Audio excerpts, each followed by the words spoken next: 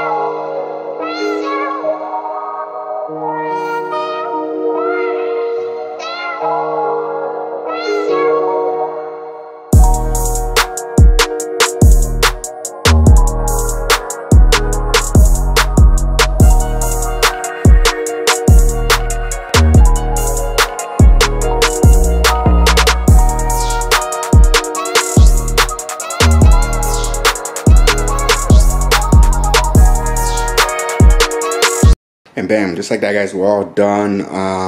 Flywheel was torqued to 75 pounds or 4 pounds, and also our pressure plate cover was 14. So that's all there. Everything's good, as you can tell. It's all tightened down correctly because it's smooth.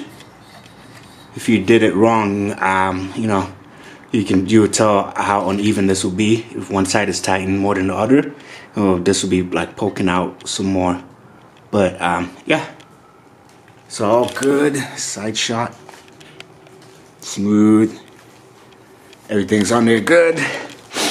So yeah, now we just wait for our bell housing to come, and we can slap the W58 on here, and we should be good to go. I got the motor mounts.